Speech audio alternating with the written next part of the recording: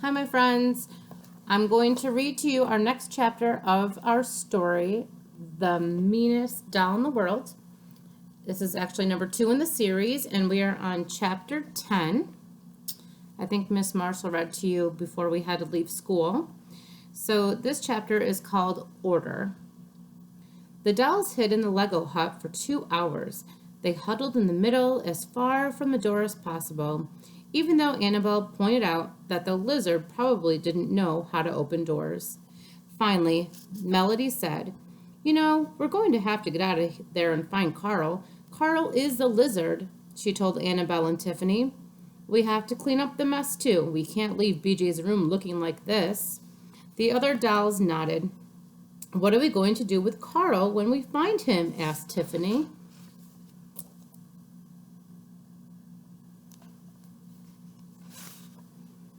Get him back in his cage somehow, said Melody.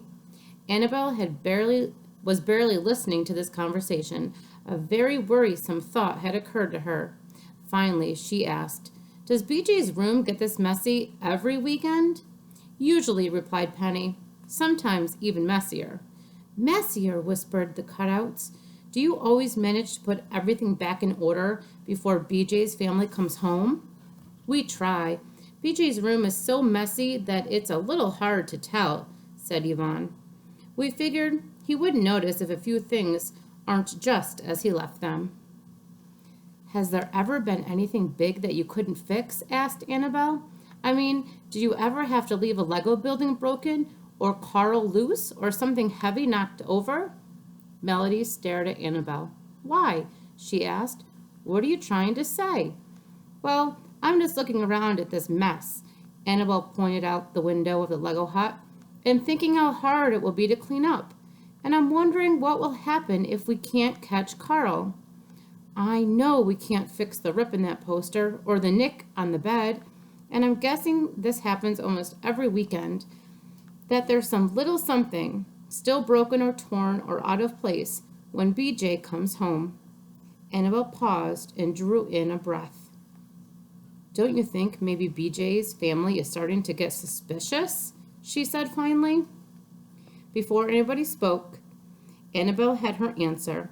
The faces of the other dolls told her everything, and Annabelle felt something inside of her growing very heavy. After a moment, Waterfall sighed and said, We do think they're getting suspicious.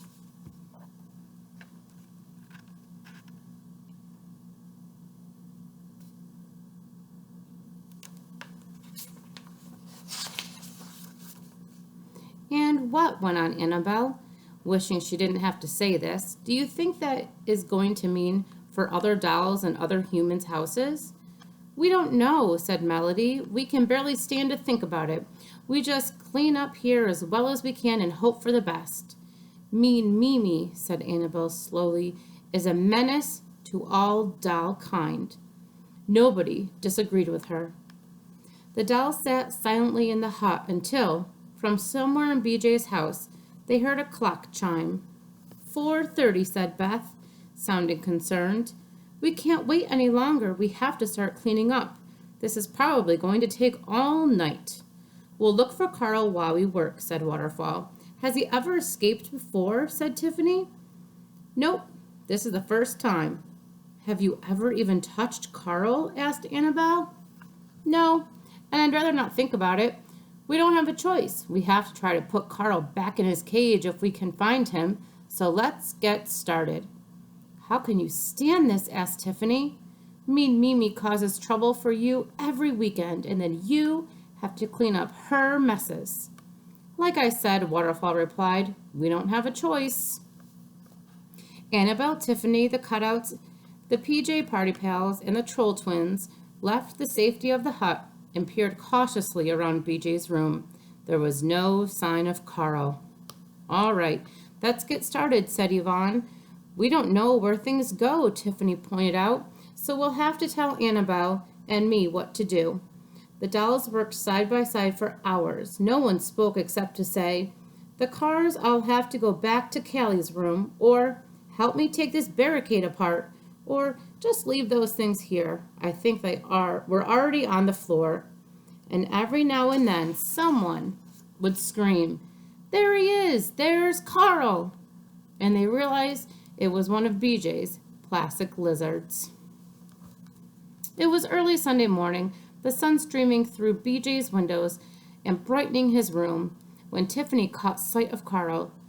"There he is! There's Carl!" she cried. "This time I really do see him." Tiffany pointed to the windowsill above Carl's cage, and sure enough, the lizard was basking in the warm sunlight. Annabelle was both terrified and relieved to see him. She didn't know where he had been all night, but it didn't really matter. "All right, everybody," she said. "We have to get him back in his cage. How are we going to do it?" Nobody wanted to touch Carl, and nobody wanted to hurt him. "Do you think," said Annabelle after a moment, "that if the cutouts tickled Carl, it might scare him and he would fall down into his cage?"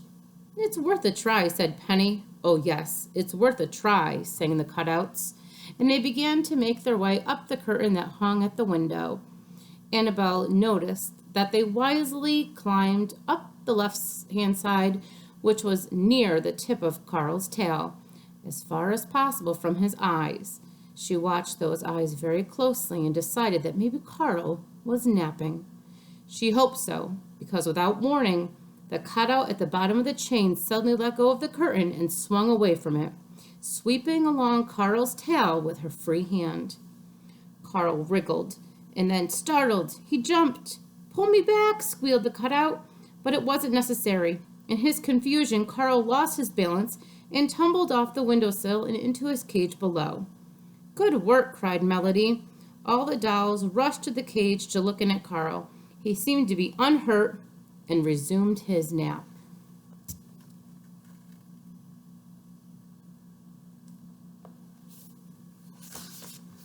"All right, now we have to put the top back on the tank," said Yvonne. The other dolls groaned. The tank was much taller than any of them, and the lid was too heavy for them to lift easily. "You know what?" asked Waterfall. "I don't think I can do a single other thing. This is just too much."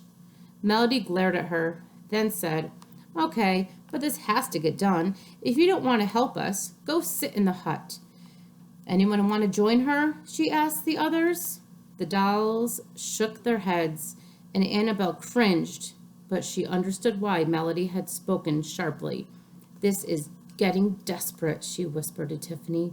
"What time is it?" "I don't know. Mid-morning, I guess." "Look at this room." Annabelle nodded. It was still a mess. Carl had been caught, thank goodness, but hoisting the top back onto the tank was probably going to take hours, and the racetrack still had to be taken apart and put away. Waterfall was slinking off to the Lego hut when Annabelle heard a noise behind her and turned to see the Sandra doll loop into the room, holding her blanket in one hand and leading sleeping Billy along with the other.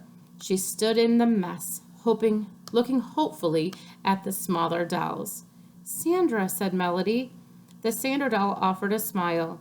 "Did Mimi send you in here?" She shook her head.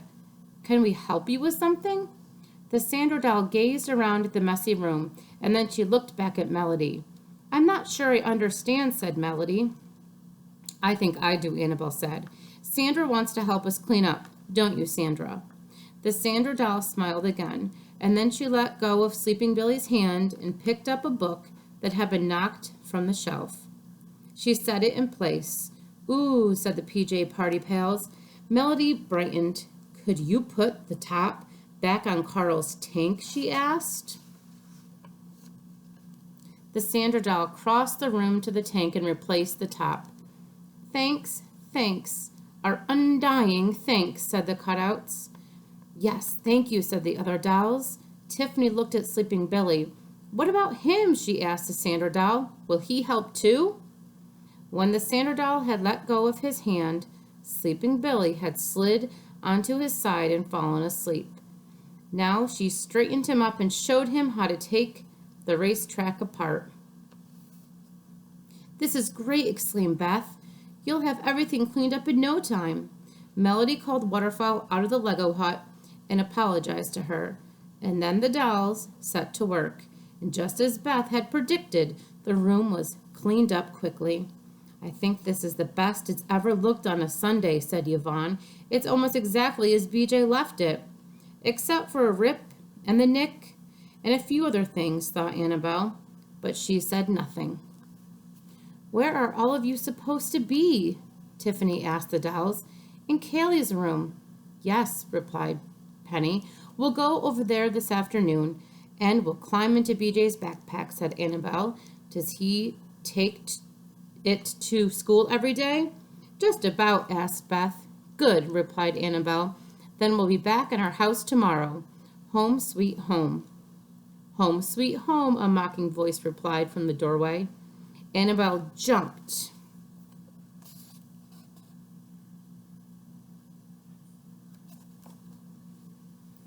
Annabelle jumped when she heard Mean Mimi and stumbled backward. Tiffany caught her, steadied her, and marched boldly across the room until she was standing just inches away from Mimi. No one's afraid of you anymore, you know, said Tiffany. She is, Mean Mimi replied, pointing at Annabelle. But she'll be gone tomorrow. You have no power here.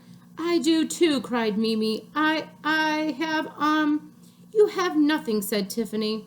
Everyone knows about Technoman now, and the Sonderdoll and Sleeping Billy would rather be friends than fight. You can't do this to the Queen of all dolls. But we did do it. For a few seconds, Tiffany and Mimi stood facing each other. Mimi glared her fiercest glare, but Tiffany never looked away from her, and at last Mimi turned and stomped down the hall. Then Waterfall said what the other dolls were truly thinking. She may not have any control over us, but we don't have any control over her either. She's reckless. She'll do anything to get what she wants. She is still a menace to all doll kind. To all doll kind, whispered the cutouts as they slipped out of BJ's room and disappeared into the hall. A menace to all doll kind.